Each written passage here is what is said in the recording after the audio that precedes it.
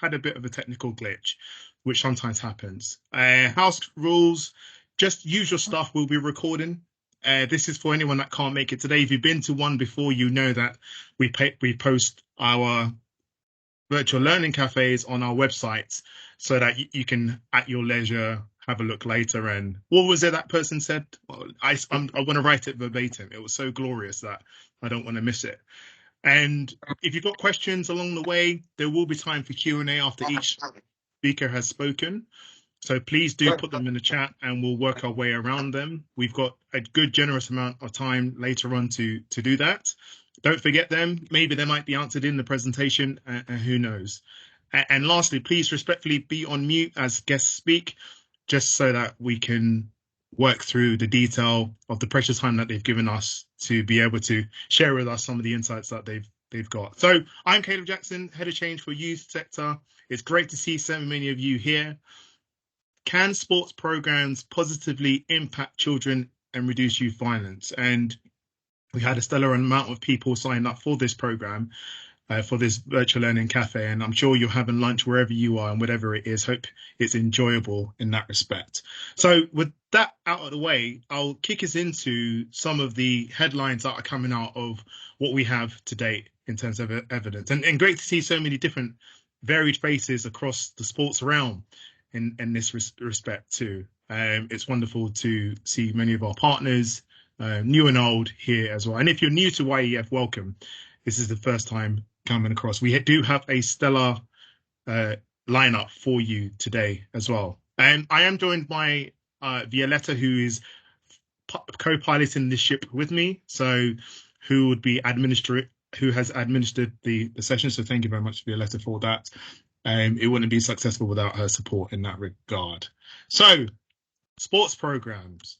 Let's hear a bit about what the evidence is currently saying, according to the YEF summaries in terms of that. So I'm just sharing my screen now, and that should all turn up pretty well. I'm going to fly through this because we're not the mainstay here, although we're hosting this, but we wanted just to give you a bit of a flavour as to what the evidence is saying currently. So first of all, our vision. If you've never met us before, this is our vision: a world where no child becomes involved in violence. And our mission is to find what works and build a movement to put this knowledge into practice. That's our fundamental goal here. And that should in turn help to support children far and wide in England and Wales in terms of reducing youth violence and seeing more lives improved and outcomes improved too. There's three fundamental ways in which we work. First one is fund good work, which is really about funding evaluations to find out what actually does work and learning as much as we can, listening to voices, key voices of stakeholders such as children, young people in that respect. So we systematically understand and then test what might be a good approach to this. Then we find what works, which is what is available now, what do we know now, and what might we fund a bit more to get a better understanding if there are gaps. And then that leads to working for change. That's about how can you make these resources that we found implementable, and how can they make a difference to decision makers and to practitioners and those within the different varied systems that we're talking about. So that's just a snapshot. Today, just wanted to talk to you quickly about the toolkit and what it aims to do. It summarizes available research. And if you know anything about trying to work out what the research is saying, it's an expensive task and an exhaustive task too. So by using our resources, we've been able to do that so far with 28 approaches on the toolkit. It helps professionals in making decisions around best bets. What are the best approaches? How do we know that this particular way or approach will make a demonstrable difference on the other side for young people? And that's really important in such a busy world and where resources can be quite tight in that respect. And then lastly, leaving a foundation for change, which is the legacy part of YEF's work. So what does that mean? Well, when you do log into the toolkit, and I'm hoping many of you do and spend some time there, you'll see a summary card. And in the summary card will be a summary of approaches, of which, like I said, there are 28. And you'll see three other key things. One is about cost. Here's a question mark about the cost of sports program, which we don't know yet. And we're very honest and clear and transparent because we have to be neutral when we provide evidence, which gives us authority and credibility for what comes next. Evidence quality, we've got a low to moderate evidence quality here. It means that there isn't enough high quality studies that support it. And then lastly, you get the impact, estimated impact on violent crime, which for sports program, based on what we know so far, is high. And that's how you can determine and understand what the toolkit's saying about the different approach. And then you've got some toggles on the left-hand side, depending on what you fancy on your menu and your offer. So, sports program, we look at secondary and tertiary provincial programs where there is organized activity of sports for young people. And you'll see here there's various settings where this takes place: communities, custody, school and college. So those are all included within this. Now, the question I hear you asking and wanting to know, is it effective? Well, if you've been spying on the toolkit, you'll know that sports programs can have a high impact on crime and violence. That's really important to know. But our estimates are based on one review of 6 studies, which gives us a low confidence in terms of the evidence quality, low to moderate in terms of the evidence quality, which means really we need to know more. And then what are the desirable impacts? Well, reducing aggression, we see that coming up in the evidence. Promoting mental health is another outcome that comes in terms of impact. And lastly, responding to other behavioral difficulties is also clearly evidenced in the toolkit. So how can you implement it? Well, kick off with developing really strong trusting relationships with the children that are participating. You can't underestimate the importance of the soft skills that are needed for key staff so that children who look to these individuals as role models keep coming back. This really drives important impact. The other thing you want to think about is choosing accessible and safe location and time. Post-school is a fantastic time. 4 to 6 p.m. is what we're picking up. But what's quite interesting is that it's got to be well equipped, your sports program, your sports offer, and it has to have the right facilities. And mostly it's about safety for children. It's got to plan to connect with other children, other activities, which means that sport is as a hook to enable wraparound services such as therapy, mentoring and counselling. And it's important to be aware that the reasons why children leave programs is because, or discontinue their engagement, is because maybe it wasn't incentivized. Things like healthy meals, coaching accreditations. How many frontline workers do you hear, or even managers now, who started off as a young person, got some accreditations and continued their journey, giving them stability in their own life and livelihoods? And the other key thing here is that you have a wide offer. So what are the key takeaways? Well, sports programs can support in protecting children from serious youth violence. That's great to know. That's important to know. And many of you on this call are like, yes, it's been said out loud. But what we don't know is what we do know is that there are significant evidence gaps, for which some high quality research across English and Wales would be welcome. So that's why the YEF has funded positive activities funding round to fill these gaps. It's funding interventions and evaluations from this year onwards, and you'll definitely hear more about that. Definitely sign up to the newsletter to be one of the first to hear about some of the reports of some of the programs that we are funding to understand the evidence gap and to robustly test that. What's really encouraging is that we've got very early results. So initiatives like Rugby Football League's Educate Mentoring Programme and Empire Fighting Chance, which is a boxing program, are feasible and well perceived in terms of evaluations. What we still need to do is learn a bit more about how impactful they are. So the programs are feasible and well perceived, but future evaluations will tell us about how impactful they are.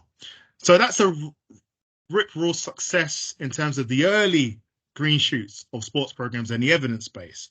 But we're not here to talk about us. We're here to hear from a really stellar group of speakers who we'll welcome. And we're going to kick off with Trenae Todd in that respect. So let me introduce Trenae, and I will do this with the majority of our speakers as well.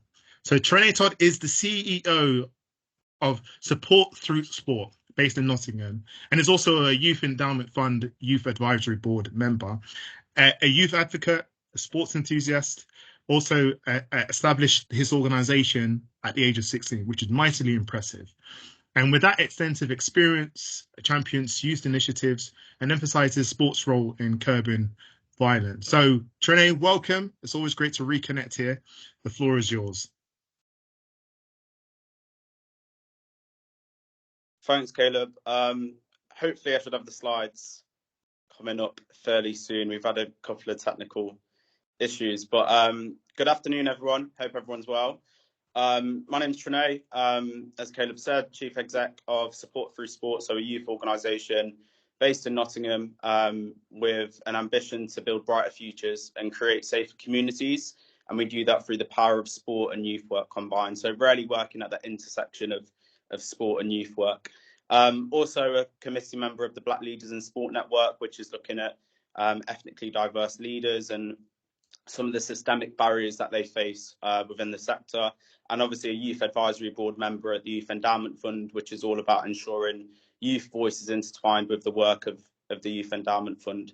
But more than anything, I'm a huge advocate for children and young people and for sport for development, and specifically the ability that sport has in changing the lives of disadvantaged young people. And so I know that because of first-hand sort of experience, really, of the power that sport has. And so at the age of sort of 14, 15, I began to go down the wrong path and get involved in some of the negative influences we look at tackling. And for me, boxing was a really powerful tool in diverting me away from that and building up a number of skills and attributes which enabled me to get to where I am today. And so I got involved through a grassroots organisation in Nottingham, and then went on to volunteer at a number of organisations and really found a passion to support young people through the power of sport. And so at the age of 16, went on to set up my organisation, Support Through Sport CIC, and to empower more young people through the power of sport. So on the screen should be the annual impact report. So this is our impact throughout 2023. If I could ask just to go over to the delivery methodology, and I can explain a little bit more about that. And so the mission of the organisation it breaks into three. So we've got engage, which is about using sport as a hook to engage with young people, provide them with a positive outlet, and we've got a number of sort of immediate outcomes from that. And then we've got empower, which is about building foundational relationships with young people and leading them on to opportunities. And we've got eradicate, which is essentially to divert young people away from negative influences and tackle negative influences within communities that need it most. So we've got things like knife crime, gang violence, antisocial behaviour, youth offending, and we work with a number of partners to tackle some of those issues within communities that need it most. And the service breaks down into a number of different aspects, really. So we've got sport-based intervention, which is the bulk of what we do at Support Through Sport. And it's about setting up community sport programmes, primarily between the hours of 4 p.m. and 9 p.m, where we know sort of antisocial behaviour and some of those negative influences are more prevalent. And we focus those interventions on areas which have the most need in terms of, they're affected by income deprivation, they're affected by crime, and they're affected by some of those negative influences. And there's a whole piece of consultation with community partners, with young people, before we solidify those areas. We've also got progressions, which is a step up from sport-based intervention, which is looking at sort of light touch mentoring and providing opportunities for young people beyond the sport. So we know that sport isn't youth work, football isn't youth work, boxing isn't youth work just by itself. There has to be another element to provide that sport plus approach, which I'm sure Karen and Hayden will speak about a little bit later on. And so that's sort of the bridge between the sport and the sport plus is the progressions. And again, those foundational relationships that we build with disadvantaged young people. And then we've got targeted youth mentoring, which is working on a referral only basis with disadvantaged young people that come into the service with a number of sort of complex needs and challenges. And again, we use sport as a way to work with those young people, but also couple that up with an approach called the adversity to achievement framework. So looking at 8 different aspects of a young person's life and how we make progress in those areas. And so that really helps us in terms of case reviews to look at where we might not be best placed to offer support for young people. And so an area of that adversity to achievement framework might be drugs and alcohol, for example. And if, for example, we're not making much progress, it gives us that reflection tool to look at that and then refer on to specialist services. And so it really helps us in ensuring that young people are at the heart of the work that we're doing. And it also helps us to accept that we're not best placed to deliver absolutely everything, and it is a multi-agency approach, and those partnerships are really valuable and really supportive and allow the young person to be able to get the support that they need and deserve. If you could just go over to the next slide, please. Yeah, so that's our approach, and then the next one after that, and the next one after that. Brilliant. And so this is our area of change. It's just a quick sort of overview of each of those different the service models. So we've got sport-based intervention, progressions, and targeted youth mentoring. And it looks at sort of the different ways in which we work with young people and how the service is designed to achieve certain outcomes.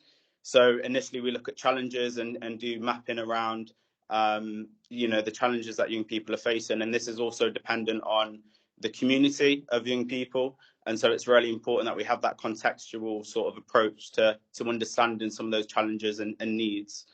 Then we have service design. So each service is specifically designed to achieve certain outcomes. And then we have the implementation, which is the most important part of delivering any program, is how it's delivered and who's delivering those programs. And I'm sure it'll be touched on later on, but having the right people is so important. And again, all of our work stems from those foundational relationships with young people. And then we have the outcomes. So there's a number of sort of immediate, intermediate, and sort of long-term outcomes which we aim to achieve at Support Through Sport. And there's a few of them on the slide, and this will be available on our website as well at Support Through Sport. If you could go on to the next slide, please. So this is just an overview of our year in numbers. So looking at a few of the stats, over 2023, we worked with over 2,500 young people and meaningfully supported over 1,200 young people. And it's an absolute pleasure and privilege to be able to work with so many young people and sort of impact their lives. So that's sort of just an overview of what we do at Support Through Sport, and hopefully that gives you a picture of, what happens sort of on the ground. And again, it's all sort of key to some of those foundational relationships and being able to progress young people and show them that there are opportunities. And often in these deprived communities, there's a lack of aspiration, and so a lot of our work sits around being able to raise those aspirations for young people. And if there was I spoke to Caleb just before this, and you mentioned, is there an ask that you would put forward to anyone really? And I think there were two main sort of asks that came out of it. And for me, it was, on a commissioning and funding level, to really value the power of sport in changing the lives of young people, and just how impactful it can be in actually preventing violence around young people.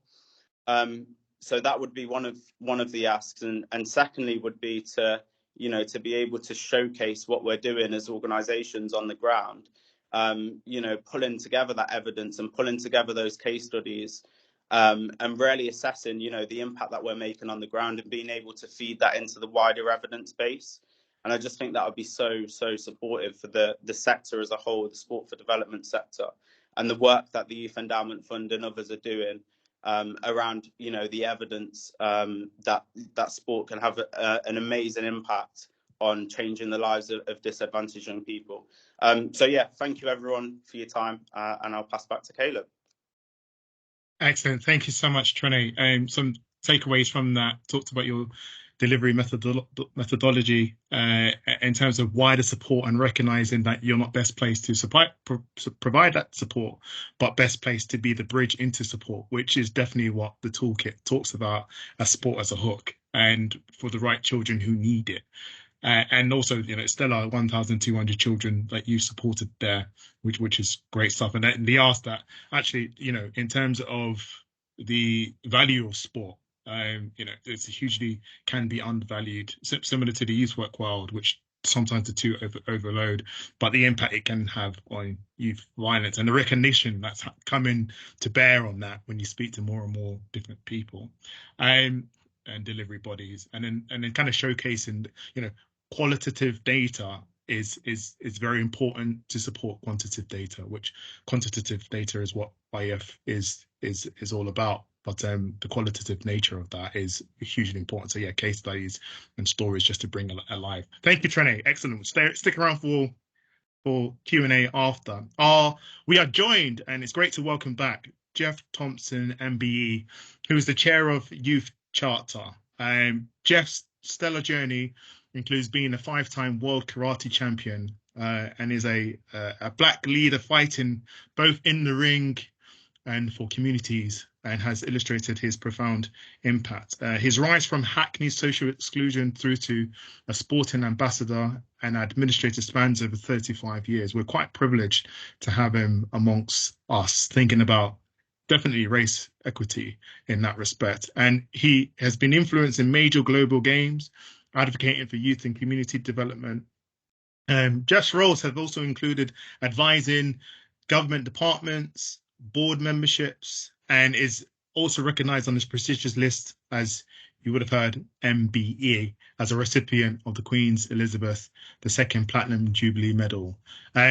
Jeff's insights, which are ongoing, are really invaluable in terms of guidance, certainly in our work and broader, and some of the challenges that he's seeing and facing. May use the Youth Endowment Fund and his work here as a vehicle to addressing some of those things. Jeff's going to share some of his exceptional journey with us, and definitely has enriched our work around the focus to do with positive activity. So welcome back, Jeff, and the floor is yours. Thanks very much, Caleb, and good afternoon, everyone. Like all things, we depend on an interactive world. So Violetta's going to become my extension of Caleb in her support of hopefully sharing with you a story, a journey, and an opportunity. Every journey begins with the first step. And as Caleb has shared with you, for 60 of my 66 years, sport has been and has played a very important part in my mental, physical, and emotional health and well-being. The first step of that journey we'll always see in relation to the slide depicts me on what I discovered, and Violetta, I'm hoping, can hear me, but that next slide, the next step, is what you see before you. But I was not a sporting protege. I had mental, physical, emotional health and well-being problems, as having lost my father at a young age, from Wolverhampton to the East End of London. The colour of my skin was not something I could change, but I changed my accent to adapt, and very quickly had sport in the arts. The one thing I would like to say is I do not believe sport on its own can positively impact and reduce youth violence. I believe that it is a sporting, an artistic and cultural exposure to activity that develops a well-rounded citizen with rights and responsibilities. I was a martial artist, ultimately discovered karate after being exposed to all manner of sporting, cultural and artistic activity. I had discipline, a ritual, a structure, and then discovered a sport. They say the rest is history, but it took me all over the world. It broadened my mind, and achieving medals and leading a Great Britain team does give you a sense of purpose where you can believe, belong, and identify.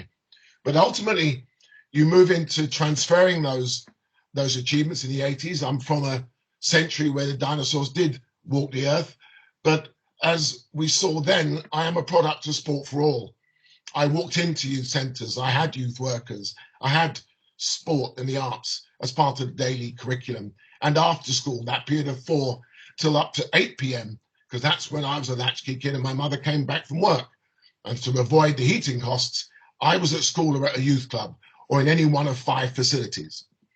But my journey from sporting achievement into sports administration, and in an Olympic and Paralympic year, I want to talk about how the bidding, hosting and legacy of major games can seriously impact and raise the hope and opportunity of all young people, irrespective of their social, cultural and economic situation. The next step would then take you to this face. His name is Benji Stanley. He was the 14-year-old schoolboy that was shot dead 3 decades ago as Manchester were bidding for the then 2000 Olympics. Like all things in life, you're challenged when your moment to do the right thing sees you go back to the streets which you came from. I always share this face of Benji because not many people know Benji Stanley. but it coincided with the loss of life of Stephen Lawrence and James Bulger. Things happened in 3, and in the House of Commons, young people were almost put on trial. They were seen as the cause, effect, and impact of what we would then see and now, unfortunately, live with, the birth of youth violence on our streets.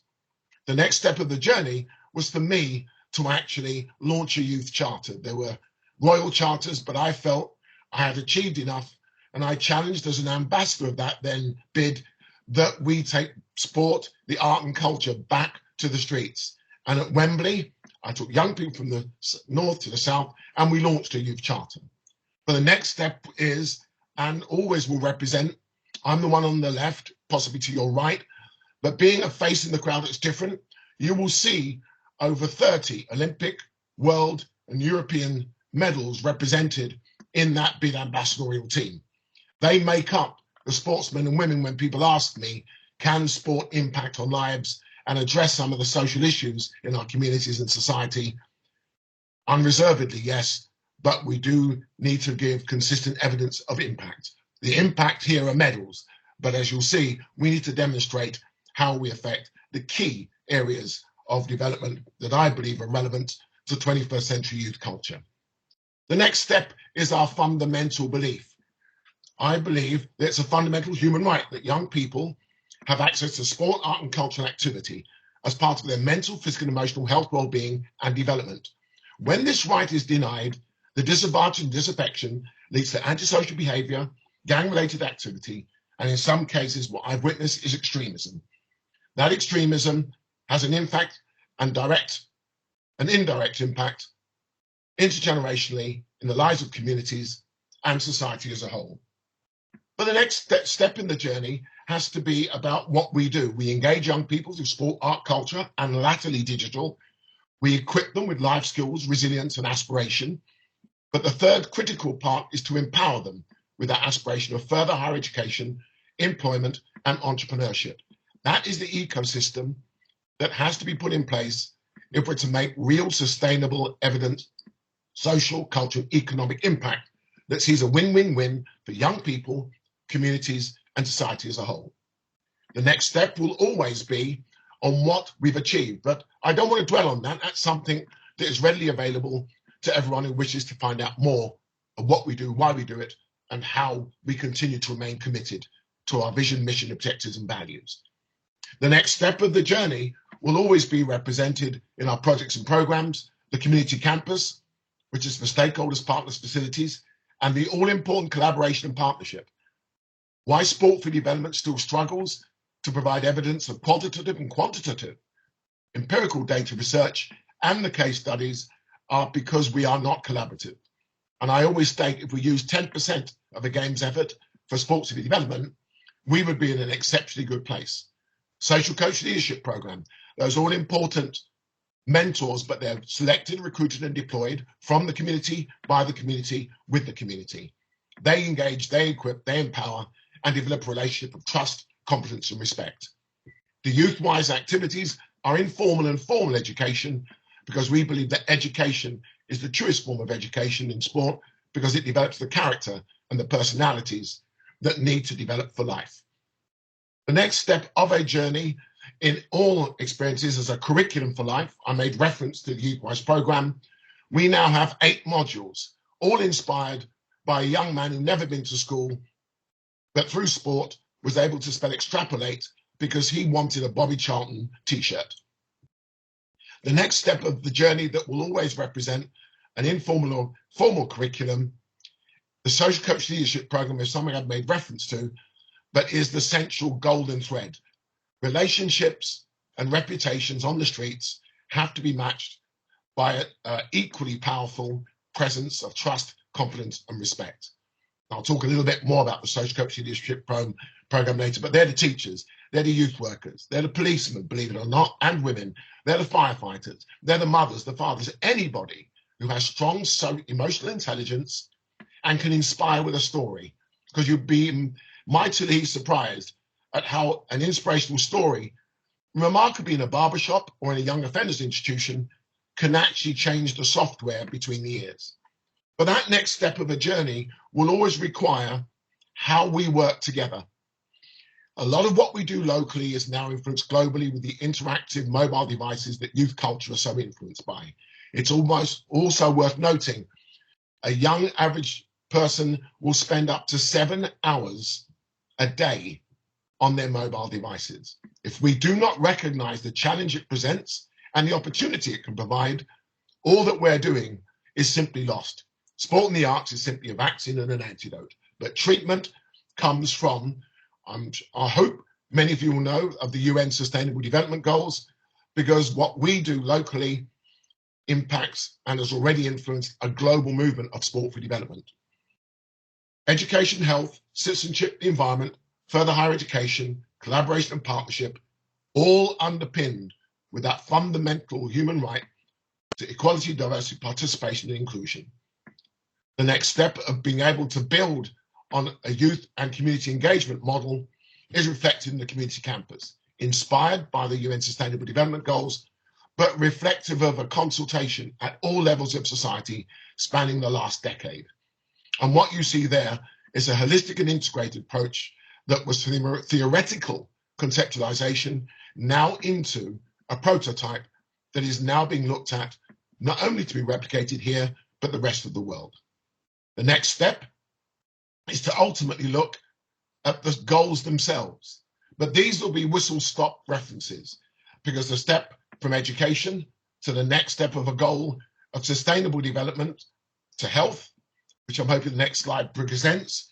But as a whistle-stop, these are the educational stats and facts and figures that in each step of me sharing with you and hopefully take you through the sheer size of the nature of the problem. On Sky this morning, the issue of the mental health and resilience of young people was discussed, but there is a factor of 150,000 children and young people who did not go back to school after COVID. So education, wherever we can deliver it, and I believe in sport and the arts, we can deliver curriculum activities in the areas of read, write and count.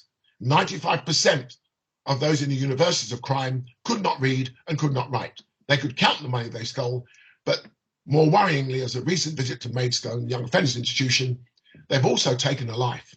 The next step in the journey is to look at how education continues in our country, but a continued next slide of the journey takes us through to the Olympic values. And this is where sport for development can play an important part. The Olympic values education program exists. How many of us are applying it in schools? How many are applying it out of school? How many are using it as a sustainable development goal? The next step of the Olympic and Paralympic values is UNESCO, another UN agency, global citizenship education. So much being done, but so little brought to one collective point where we can use various tools of intervention, prevention, and even rehabilitation and resettlement in order to deliver that wholesome and holistic integrated approach. The next step of the journey is to expose you to health, the health and physical activity and well-being agenda. Sustainable Development Goal 3, the World Health Organization have great research, but it's about implementation, delivery and impact. The next step is equally looking at how citizenship, rights and responsibilities, Sustainable Development Goal 16, and how that relates to the next step of a journey in taking what we do when we don't work together. I share this slide with a great sense of frustration, sadness and despair. When we do not work together, this is the impact of the lives lost. And if you look at every single life that's been lost on the streets of the UK, every single one of those lives are priceless. And I will present to you, when we do not work together as sport for development for peace, this is the consequence and cost that we must now continue to challenge ourselves and ask ourselves the question as to whether we're an industry, a sector, or a movement. I believe that Benji Stanley's life lost inspired a movement, and Stephen Lawrence and James Bulger. But we must look at these figures, we must look at these faces as no longer having that fundamental human right to develop their potential. The next step of all things that we need to consider, and the next step that continues to represent all that needs to be considered, and the next step that will suggest the environment they are a product of, the atmosphere, is not a carbon footprint to their mind, but a safe environment where they can realize their potential. The next step of all of this has to be further and higher education, employment and entrepreneurship. And when we move to the next step of the journey, we can say all that we want to look at in collaboration and partnership. I cannot reiterate enough. As the Deputy Chair of Birmingham 2022 Commonwealth Games, we delivered a 7-year game cycle in 4 years, of which 2 years was hybrid. It meant a whole system approach. It meant a place-based approach. The next step of that was to look at how the legacy of equality, diversity, inclusion and participation was developed within inequalities, austerity, investment and return. The next step ultimately is equality, diversity, inclusion and participation, and they are recognized as human rights. The IOC and the UN have an accord, but how are we applying it? How are we utilizing it to our end and to the benefit of our young people? The next step is where we progress and move forward to the call to action. I've given you a whistle-stop journey, 3 decades from a cry from the streets in Moss Side, Manchester. It has inspired a sport for development movement. We're going to develop 50 community campuses. We're going to recruit, select and deploy 50,000 social coaches across 5 continents. And the 5 million people are now 500 million young people. I've just come back from Romania with a number of academics globally, and they're going to take this forward. Because if everybody plays their part, as a result of the late President Mandela, who used his political genius to use sport for development to heal the wounds of apartheid, I would say that we are still intensive care. We need to produce, with the World Bank, of whom we consulted in developing this campus, a whole community, intergenerational, multi-stakeholder approach. And I will simply finish with the vision that continues to inspire us. Vision without action is but a dream. Action without vision is no time. Vision with action can change the world. The late President Harry Haha and thank you for listening. Thank you, Jeff. Excellent stuff, and so sorry about the end there. Super, excellent stuff. And just to thread, you'll see that from the story of Benji to how the national and international policy and realizing that into a kind of radical and not radical, a way in which it can be doable, reaching the target young people who are often disproportionate, it can be achieved. And so thanks so much, Jeff. I'm sure there are many interesting questions to share. Your challenge on collaboration and partnership in terms of a whole system approach, that sharing of industry, that responsive sector and a movement in part of your call to action, which you're mobilizing there. So thank you so much. Next, we have in the lineup, we have the wonderful Hayden Morgan, Caroline Mason and Karen Warple, who's going to speak to us. I'm going to give you a very brief summary of who they are, if you haven't had a chance to read through their background and experience. So Hayden is an associate professor at University of Bath, who specializes in sport management, has research focuses on how sports promotes social inclusion amongst marginalized groups, including the role it plays in crime prevention, education, employment, community development. Published extensively and has advised organizations such as Comic Relief, Sport England, and has worked with us on the toolkit. Caroline Mason, seasoned academic who is currently a senior lecturer at Loughborough University with a diverse research background, specializes in the area of sporting integrity and development of sport, has extensive experience across multiple prestigious institutions such as Cambridge, Open University. And Carol Warple is a university teacher in sports management, a research associate and Safe Together Through Sport, and an editorial assistant in the European Sport Management Quarterly. Thank you all three. We get 3 of you, the floor is yours. Thank you. Great, thanks, Caleb. We thought probably just for making things nice and easy, I'll just do the presentation, and Caroline and Karen can sort of join in for the Q&A. Thanks very much for the opportunity to present at the event this afternoon.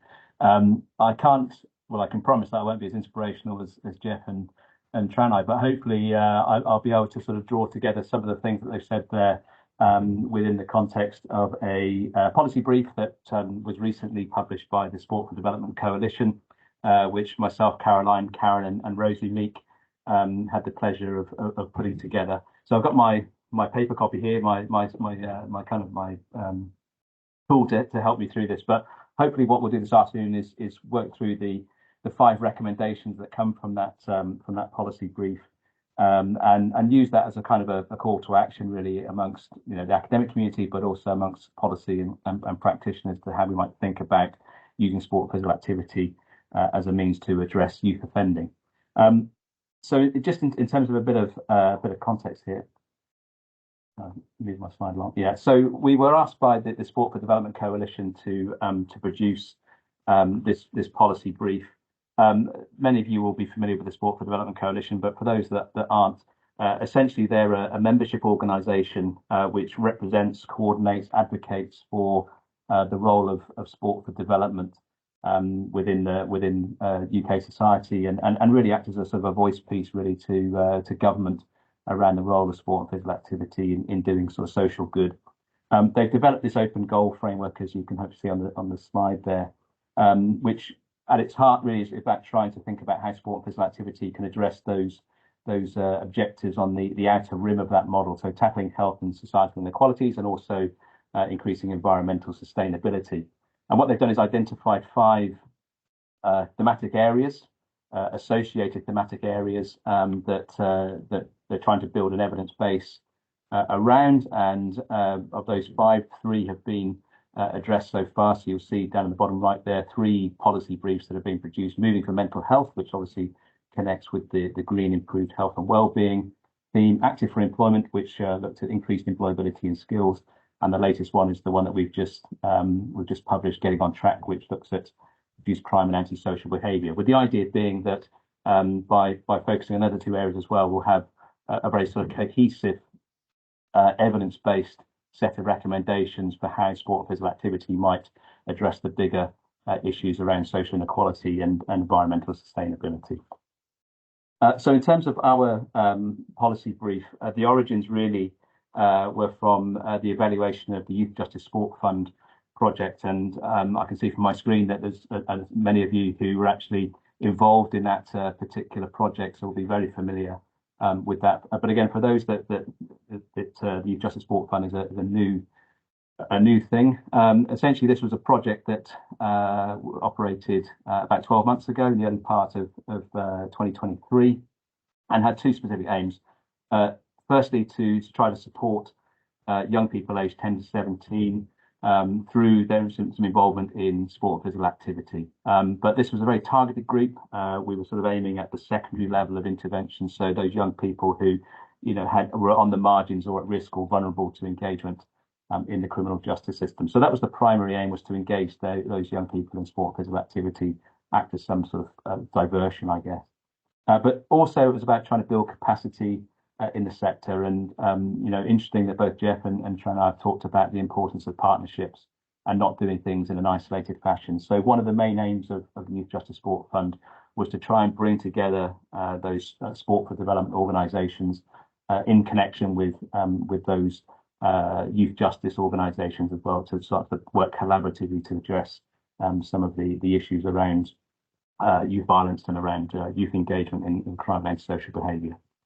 So, as I said, the project ran between January and March last year, had a £5 million investment from the Ministry of Justice, and a consortium approach involving the Sport for Development Coalition, Street Games, and the Alliance of Sport came together to administer that fund and manage that fund, and oversee the implementation and management of that project. And I suppose what was really useful about that consortium approach was really being able to tap into the vast network and expertise of those 3 organisations, so that actually the way in which that money was invested and spent was in the right places, in the right communities, with the right people. And the results from that very short 3-month project were staggering. 220 organisations, local organisations, supported to run 12-week programs using sport and physical activity with young people at sort of secondary level of intervention. But I think probably more impressively, there was 400 organisations that applied. So it really does demonstrate the demand and the appetite for this type of work across England and Wales. And with the project, over 8,000 young people were engaged with, which I think was staggering over a 12-week period. So I think really just demonstrates the ability of the sport, the development sector, to be able to mobilise quickly and look to implement and have impact in a very short space of time. So that was the basis for our policy brief. And I don't want to spend too much talking about boring things around methodology and those sorts of things, but essentially the first 5 bullet points there were how we developed or how we did the evaluation of the Youth Justice Sport Fund project. So you'll see there quite a lot of different stakeholders and partners involved within the evaluation process itself. One very noticeable absent group amongst that lot, which is obviously the young people themselves.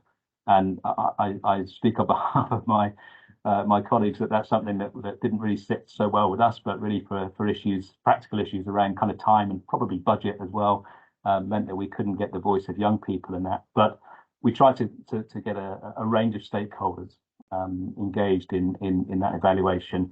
And then we took the findings of that evaluation to 2 round table events, again with a different range of stakeholders, policy and practice experts, people from the sport for development sector, people from government departments, people from youth justice organisations, both statutory and voluntary across England and Wales. We had people from political think tanks engaged in 2 events where we put forward the recommendations that we were proposing for critical scrutiny and input from those policy and practice experts. So we'd like to think that there was kind of quite a robust way in which we went about trying to develop the evidence base for the recommendations that we developed. So in no particular order really, the recommendations that we came up with 5 and try and give you a little bit of background and rationale for these 5 recommendations. The first one, as it says, invest in the professional development and well-being of the workforce and prioritise staff retention.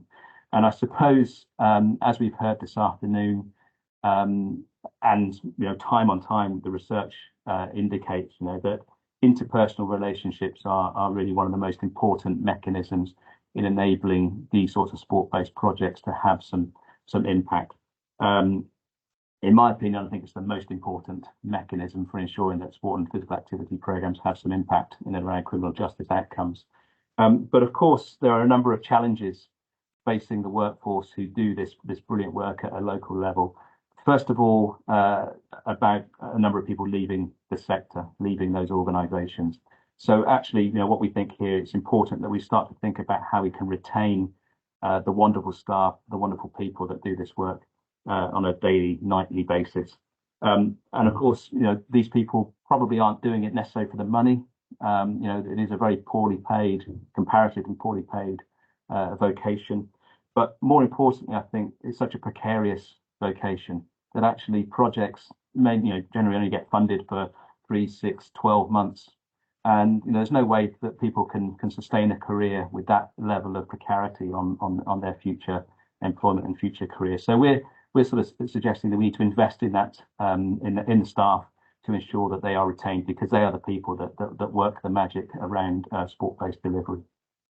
Alongside that, we also need to think about career progression opportunities, and particularly about how we support people who are involved in delivery level work to turn them or to enable them to become managers of projects and programs and interventions. And also think about the wider professional development needs of the people who work in the sector. And very often we start to think about sporting qualifications, level 1, level 2, level 3, coaching, football, hockey, rugby, whatever it happens to be.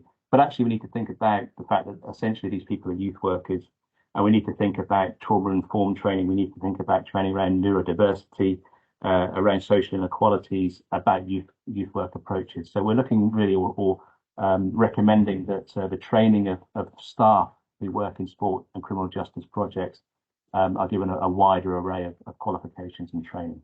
So that's our first recommendation.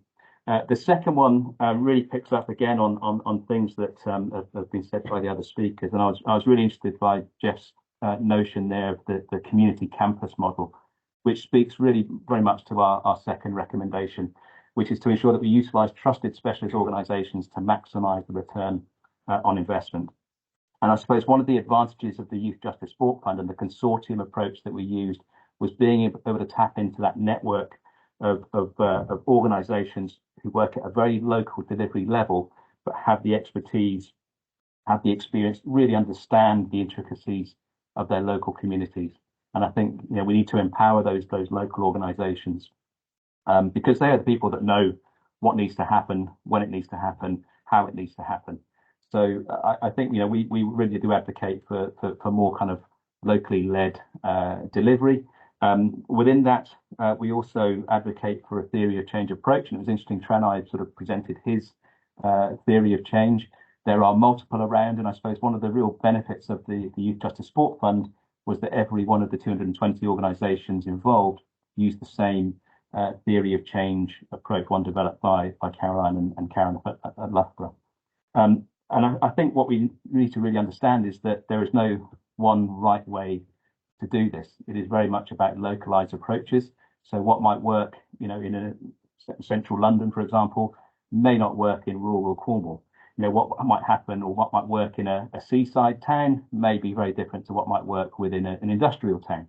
So we really do need to think about sort of localized approaches to what works in different communities and in different parts of the country. But above all, we advocate for a child-centred, strength-based approach. And I know that's something, obviously, that the Youth Justice Board are very heavily positive and are very see as very important to their work.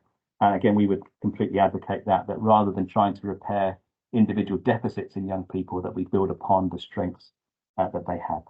So that's our second recommendation. The third one, again, picks up on a theme that's come through a lot this afternoon around working in partnership. So we advocate to strengthen partnership working between youth justice and sports sectors to address the inconsistencies and fragmentation in existing structures. And I think, both Tranai and Jeff talked about the advantages of working collaboratively. And actually that is, has to happen if we're to have any kind of long lasting impact when it comes to sort of sport criminal justice outcomes. But in my view, there's partnerships and there's partnerships. And I suppose, we need to think very carefully about what those collaborative approaches need to look like, particularly around having shared vision, around opportunities to share learning, not sort of make a sort of a land grab. And quite often when we're working in partnership, one of the issues is that there's always got to be somebody who owns it, as opposed to it being, owned by the collective. So, we're really advocating for the type of partnerships that will enable that shared approach to happen. But if we get it right, as the Youth Justice Sport Fund demonstrated, we can mobilise resources very quickly. We can manage projects very efficiently, demonstrate impact. But I say we need to think more about what those partnership arrangements need to look like. Recommendation 4, well, we've kind of got 3 in 1 with this one. We've been a bit greedy, but again focused on delivery and delivery organisations. So what we advocate here is to support and empower organisations to commit to this work in the long term, to be agile and responsive to identify need, and exercise autonomy in their resource allocation. And again, this goes back to a lot of things that we've heard this afternoon about the sort of the limitations really of short-term funding. Youth Justice Sport Fund, upon which this was based, was a 3-month project. And whilst some fantastic work was conducted, some real impacts made within that 3 months, there is the danger that you can almost do more harm than good by going in, doing a lot of work, and then removing resources, people, facilities, and what have you, after a very short space of time. So we have this sort of notion of this sort of expand and contract, where there's a lot goes on for a period of time, and then it just sort of contracts. And sometimes for the people that we're working with here, that lack of consistency can be a real issue. We also, we sort of advocating really for long-term investment, rather than it being sort of 3, 6, 12 months, to actually really make a call really to commissioners and funders to have some ambition and look at longer term 5, 7, even 10-year projects. I'm sounding like an academic there rather than somebody who lives in the real world. But I think really has to be that kind of that ambition really to fund projects for a longer period of time, and also allow those organisations who are doing the delivery to be more responsible and have the autonomy for how they allocate resources, how they respond to different needs. And I think one of the things we found through the Youth Justice Sport Fund evaluation was that organisations really valued the fact that they were given autonomy to decide how they would spend money, if they needed to change things, go back down the path and carry off down a different path. They had that autonomy to do it, and they really felt trusted. They really felt empowered by having that opportunity. So I think that's something to take forward, that rather than funding always having to be restricted and focus on certain delivery activities, that actually enabling organisations to have that responsibility and have that ownership of the funds, I think is vitally important. And then our final recommendation goes back to that oversight in our own work about how we meaningfully involve the beneficiaries of projects, and also how do we get the involvement of those people who we described as experts by experience, those people with the lived experience who have so much to offer to these particular conversations. So as I said, this was a missing piece in our Youth Justice Sport Fund evaluation, but we think it's vital. And it's not just about getting young person's voice, beneficiary voice in at the end. It's also about including them within the design and the implementation of projects, those sort of co-design principles, which I think are fundamental really for us having some sort of impact. So I think we need to think more about lived experience, about beneficiary experience. I know it's a hot topic. People like it. They think it's important, but I suppose we need to think a little bit here about how we best utilise that lived experience along with other kind of knowledges and experience within evaluations and project design. So those are our kind of 5 recommendations, and I suppose just to finish and to summarise really, our final question is really to everybody as to how do we actually operationalise these recommendations. These are recommendations that have an evidence base, have the scrutiny of different people in policy and practice across England and Wales, working in youth justice organisations, sport organisations, you name it. But what I suppose we don't want is for our lovely kind of yellow document to sit on my shelves. We want it to actually be a living, breathing document that is operationalised. So I suppose for me, really, the three big ones, and it comes back to themes that we've heard so much this afternoon, about how do we work effectively in partnerships? How do we ensure that the workforce, the people who are delivering these projects, are enabled to and sustained in their careers? And how do we involve beneficiaries in the design, implementation, evaluation of projects? And I suppose really my plea is for all of us to think about how we can operationalise this, how we can turn the recommendations on a piece of paper or on a website into something that really has some impact. So Caleb, I'll finish there. Thanks very much. Excellent. Very speedily done there, but plenty of quite complex research synthesized in a way that we can all understand and grab and think about. So thank you very much, Hayden and team, for that. So we move into the question Q&A part of today. You've heard from a range of speakers, brilliant speakers in that respect. Very privileged to be able to host them here. And you've heard about the overview about where the state of the evidence is here. So we'll open up for questions, and as it is with teams, please press the raise hand sign, which looks a bit neater and more technical than it did the last time I checked, to ask the first question. And whilst we're probably waiting for a few people to pluck up and just ask some things about what they've heard, I'd like to start off with a question to the panelists about partnerships. You've all mentioned partnerships invariably in different ways. I'm interested to know from you in terms of partnerships, like what makes them work from a sporting context, in your view. So actually, Trinae, we'll kick off with you as you started off. You're in the midst of delivery. So what are the goods and the bads?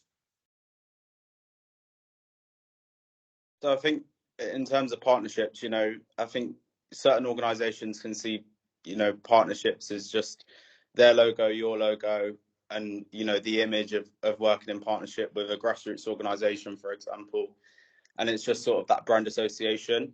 And I think if you're looking at a deeper sort of partnership, it's really about a constant review of how your work is tying in and implement and being able to sort of complement the delivery of another organization, and keeping that under constant sort of review, and using a sort of reflective practice sort of model in terms of how the two organizations work together.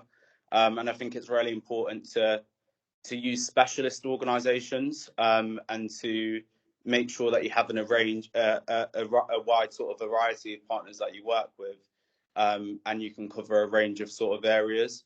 But yeah, I think for me it would be just sort of being able to reflect on how the two organizations complement each other, and keeping young people at the heart of what we're doing as organizations. Often that can be lost in translation, and I think it's really important that we sort of keep that at the center, and in terms of like every conversation with partners, how are young people benefiting from our partnership as organizations?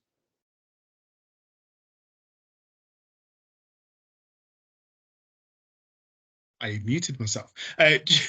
Jeff, from your point of view, you've been part of quite a few partnerships that call themselves partnerships. Like, how can one be an advocate within a partnership where maybe there might be a bit of power imbalance? What are your kind of top tips in that regard? Because there'll be many here, both commissioners who will be working to be, or said to be working in partnerships, some described as what Trinae mentioned. And there'll be some practitioners and CEOs of organizations who are like, man, if only we could truly work in partnerships. Yeah, what's your viewpoint on that, Jeff? I do think we need to have the honest discussion, and I can speak from an honest lived experience of expert experience. If we look at the Youth Justice Sports Fund, as the Deputy Chair of Birmingham in 2022, I was asked to support it, guide it, assist it, and launch it. This is the first time I'm hearing of the outcomes of that fund. There is a definite issue by way of a culturally homogenous groupthink and almost third world aid culture in the engagement of young people and communities on this issue. That is the simple truth of the matter. The challenge is how we genuinely remove that lens, and I'm sorry, what was deemed to be a Black youth issue is now a youth culture issue. So it means we need the best people for the best reasons, with the best intentions, to sit around the table, to look at the nature of the challenge and address it collectively and collaboratively. That 5 million fund saw a game surplus budget of £100 million.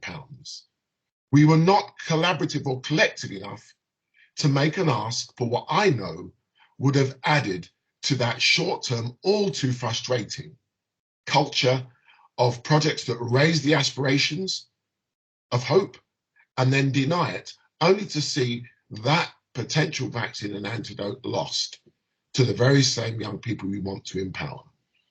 These areas have not gone away, they're the same, but we cannot adopt a third world aid approach.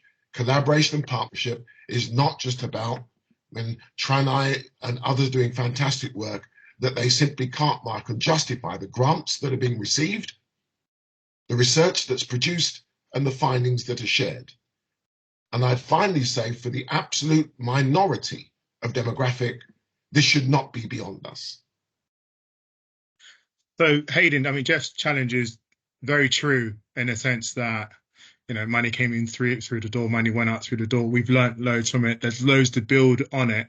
There may be some commissioners in here. There may be some thought leaders in here. What are your, from certainly from the, because you mentioned that, could it produce more harm than good when it's so short termist? Like, what would your kind of pearls of wisdom around that element? How can we work tougher to try and get this partnership element with so many different powerful players right? What's your viewpoint on that? Yeah, well, I think really the simple answer for me is we've got to start thinking less about partnership in a transactional way.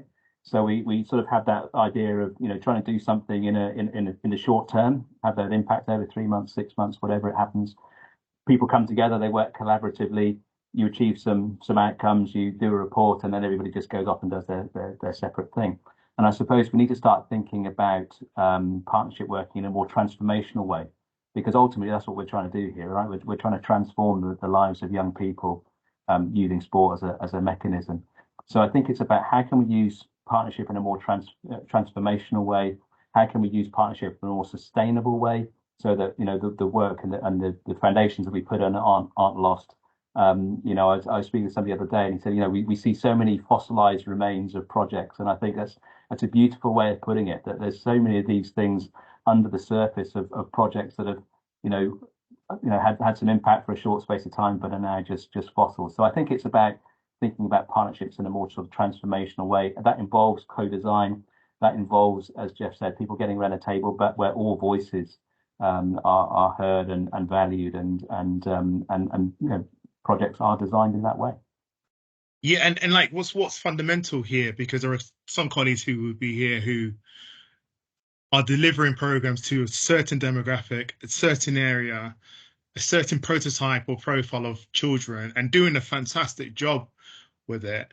But that might not stand the test of time if we don't build a rather kind of not regulatory, but like robust viewpoint of what the evidence is actually doing today. I mean, if I look at my own experience and understanding, there are certain profiles and organizations who have been saying, look, sport can reduce youth finance. Sport can make a difference in terms of those targeted approach, not just a universal approach, but actually when you're looking at that secondary and tertiary level needs. And it's only kind of in the last few years that it's wedded to criminal justice outputs. It's wedded to youth violence reduction. There's an understanding and an underpinning about the reality of that, the understanding and underpinning of it being able to be deeply rooted in communities where violence is high. And so we're now coming to a quite a fundamental position where it's understood greatly more than it ever has been before that sports plays a part. And I think practitioners who have been doing this for a while can go, yeah, we see it. The academic world has started, building on some of the great work that many of you have done. So yeah, really, really supportive of that. All right, let me open up to the floor. I mean, anybody got a burning question that they'd like to ask? And yeah, please come forward, Abra. Is that right, Abra? Yep, it is. Super. Welcome. Just state where you're from, and we'd love to hear from you, and then we'll go to Nick after. Cool. Yeah, my name's Abra. I'm currently based in Sheffield, although originally from London.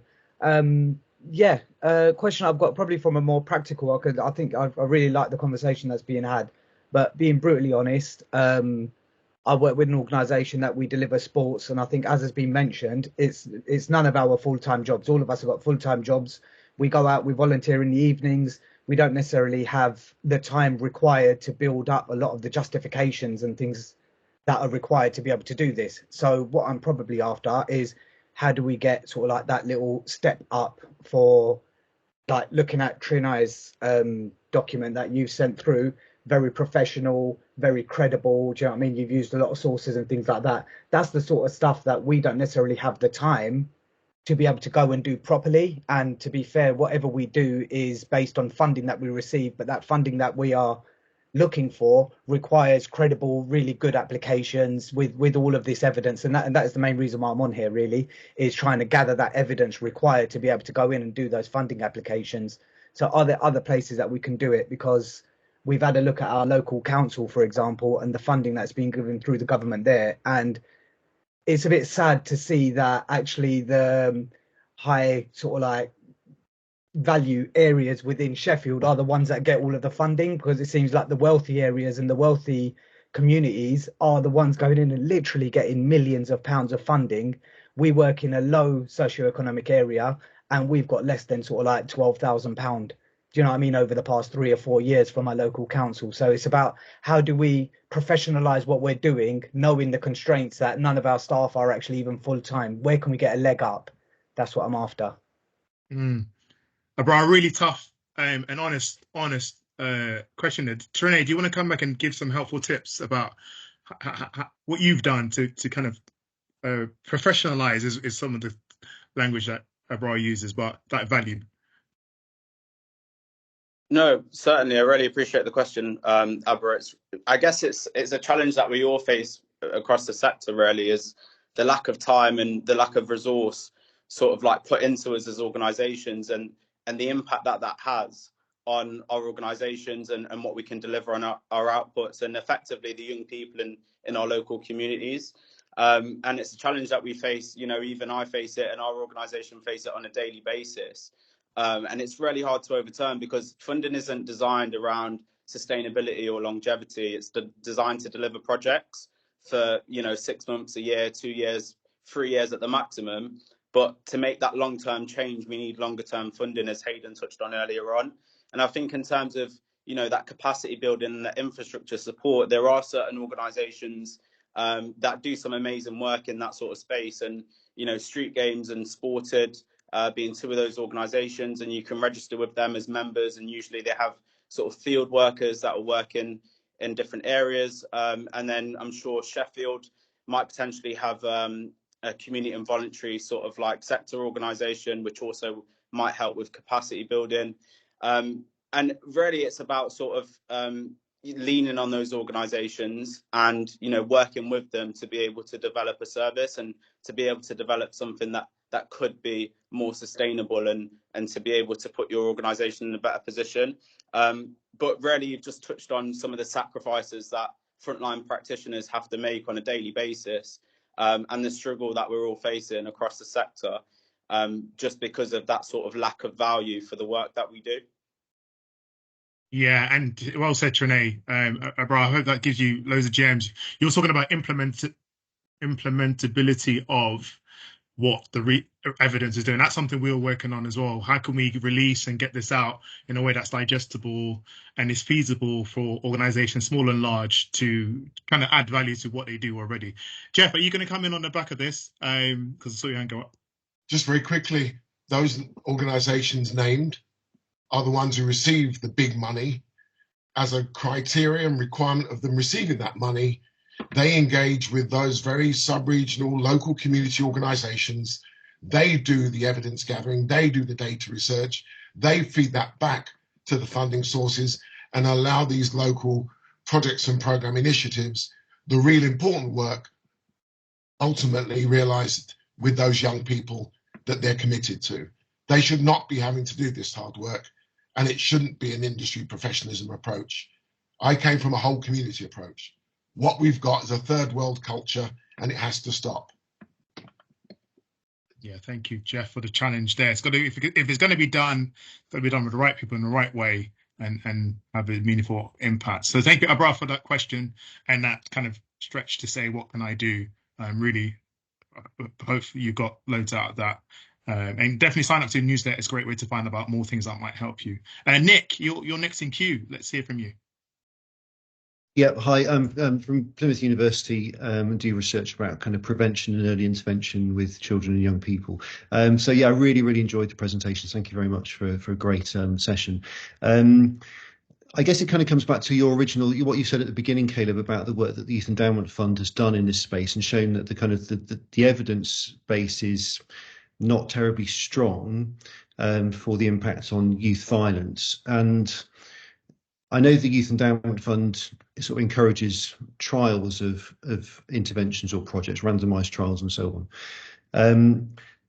But I worry about that slightly in this context for a couple of reasons. Firstly, I'm a fan of trials. I've done trials myself, but doing often trials produce equivocal or disappointing results, and the majority of trials do that in this space, not just in sport but more generally. And it's especially hard to show an impact on youth violence, I think.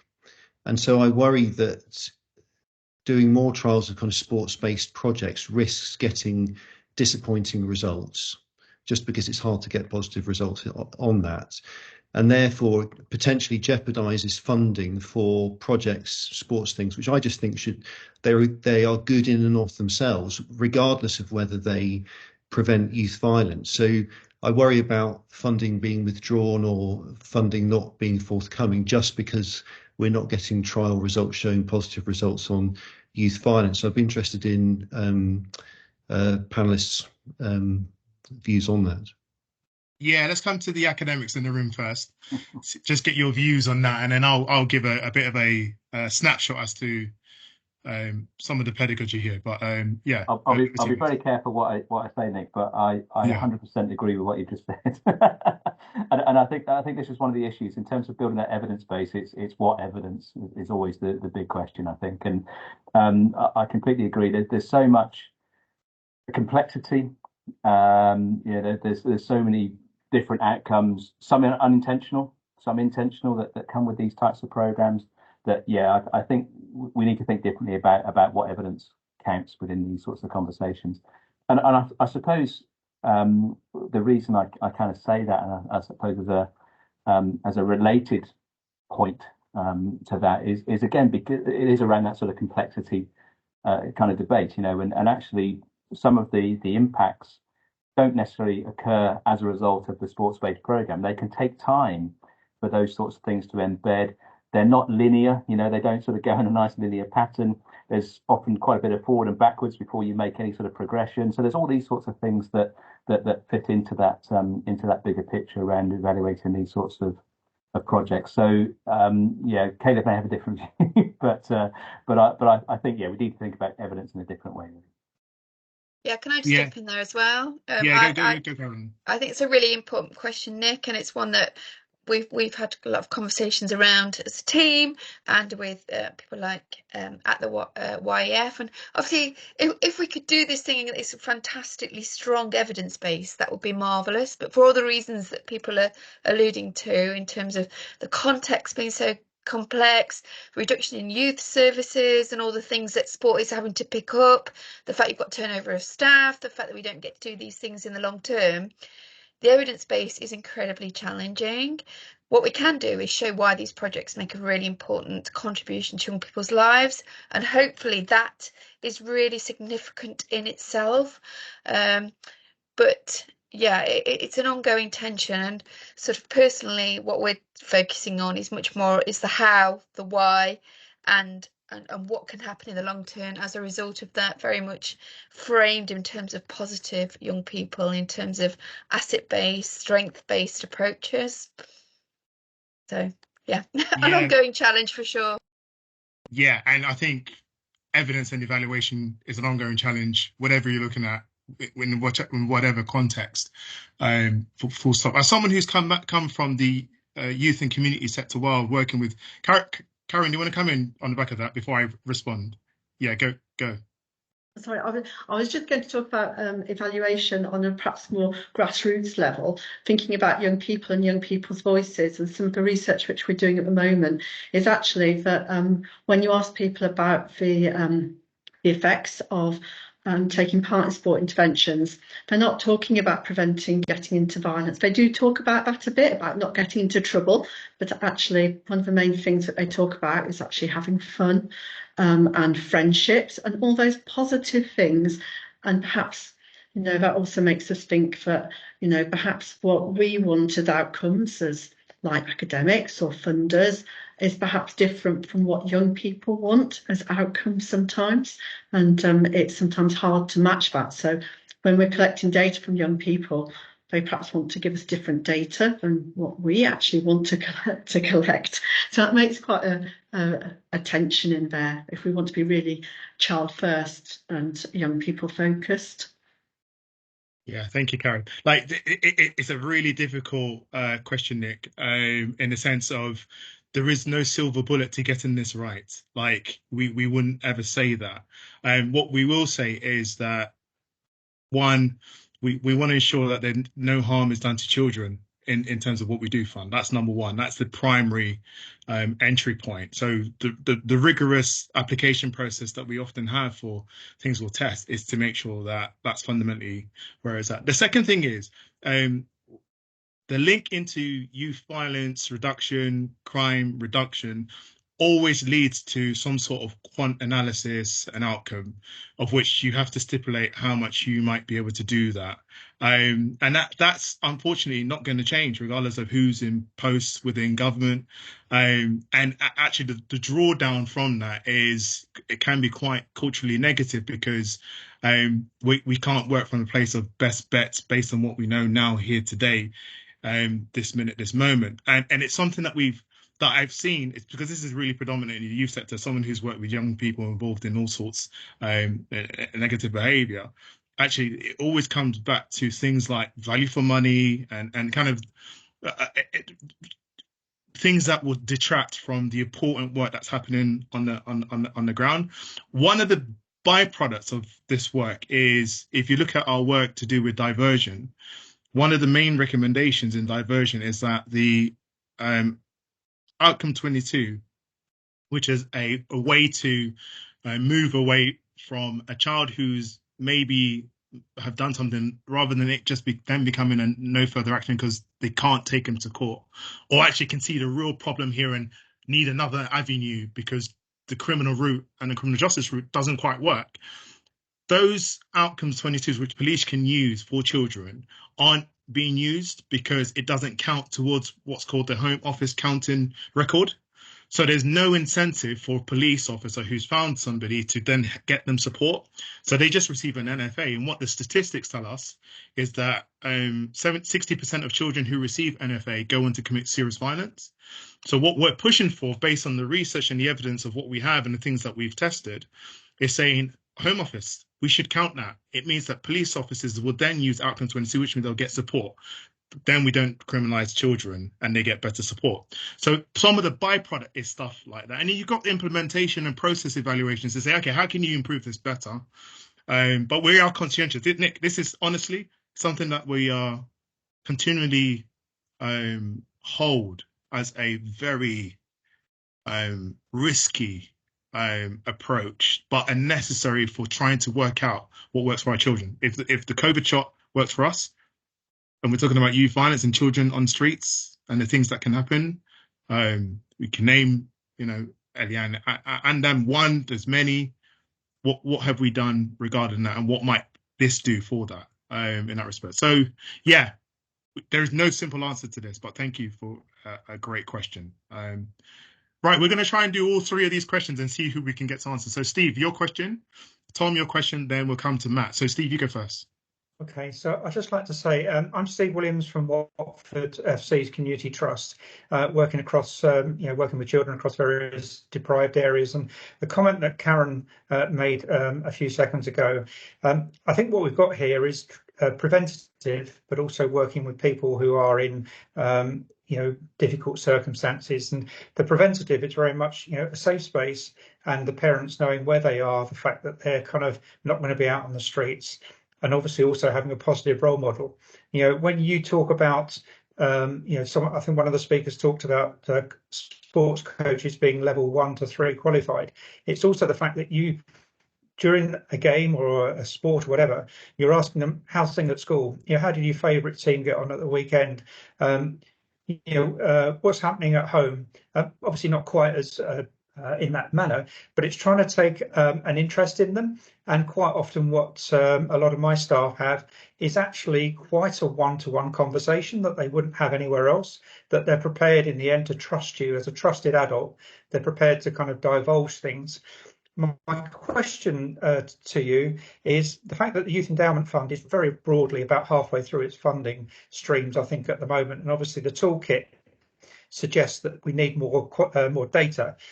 My question really is that, as we're in a difficult year politically and, may have a change, is there cross-party support to try and get the longevity that Hayden mentioned, trying to get 5-10 years, which I'm sure is where EF started, try and get that support available so that we can actually get that data that you need and probably all the parties need? Yeah, Steve, great question. I'll come on to that. Thank you very much. Tom, let's squeeze you in. Hello, sorry, I'm Tom from the Rugby Football League. A little bit to build on Hi, Nick's Tom. comments. So we was part of the first round of funding, which our evaluation study and our pilot RCT did show promise of evidence. We are currently in the process of hopefully getting additional grant to do a larger RCT to see if that works.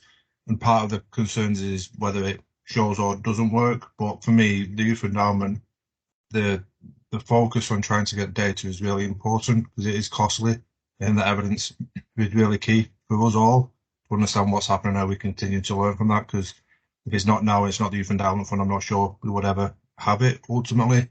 But my question ultimately is that I'm a big believer in sport, and ultimately there is a lot of community activity. I think that there's a lot of preventative measures that we're not quite understanding or we don't quite look at because it isn't a direct intervention. So the question is, has there been any consideration of probably partnering with Sport England and other NGBs to try and understand the true value and impact that community sport has on doing a number of preventative measures and providing hope and social mobility for people that isn't directly be able to track and or monitor? Because we all know people, we all work with people who involve themselves in team sports who just happen to find themselves there and ultimately are better for it, in my opinion. Great, excellent. And I think it was Nick earlier that talks about where did this go? Tom has talked about the beneficiary of where that takes the organisation to at this point in time after going through our launch grant round. So Tom, great to have you here and great to see you at the event a few weeks back with Keir Starmer. Which leads me into what Steve's asking. So actually, this is part of a development here. And so we're looking at trusted adults, which will include positive activities and trusted adults as a framing for our next guidance report, which would do a number of things, which is the first thing was look at all the evidence that we have that we need to think about to define the scope. And then we'll do a year's worth of research. So in April time, we'll come up with that scope, which is effectively going to be what's called a sector briefing. And it will tell you about the things that we've picked up from consultation with a number of different key stakeholders to help us in that regard. We'll get it out to market, get it out to everyone to make sure that everyone can clearly understand what it is we'll be looking at. We'll then do a year's worth of research to understand what are the potential gaps, what does the research say right now, and along that way, even up on now through now, we are meeting across government, kind of regardless of political positioning in terms of who might get in. We're covering the bases because that's the right thing for us to do to take this work forward. So we've got the ear of ministers. Obviously, we're linked to the Home Office, which helps us to do that, and we will put the evidence before them. So to answer your question, Steve, yeah, that's huge. Going back to very quickly to Tom about stakeholder bodies, we meet with and talk with a number of them. I mean, Stuart Felch's here. It's great to see you, Stuart. A large organisation across England and Wales. We are aiming to meet with Sport England, Sport Wales, and a few key players, because again, without a youth endowment fund, it's difficult to see who might fund to the tune linked to youth violence, and that's the key here. It's almost like users whilst we're here to make some of the case at least and build a bit of an evidence base around that. And the sporting community, positive activities further ahead than, for example, the youth sector in terms of directly as a different sector. So broadly speaking, look out for our trusted adults guidance. A lot of what we're talking about will continue in there, and that's where we think we can pull on levers for the future. We're just over. It's great that many of you have stuck around. I'm hoping you can hear the tension, the positivity, the potential within this, and watch this space as more evidence comes out. It's been delightful to have many of you on board. It's been delightful to have many of you speaking, and thank you so much for joining. Thank you so much for our guest speakers who now probably have a meeting and they're running late. But to Trinae, Caroline, Karen, Hayden, and Jeff, a huge thank you, and then massively a huge thank you to all the different key supporters, new faces, old faces, for joining us for this session. We hope you got loads out of it. And if you are really enthused, you can watch it back, which is great. So Have a good afternoon. And for myself and the Youth Endowment Fund, see you later.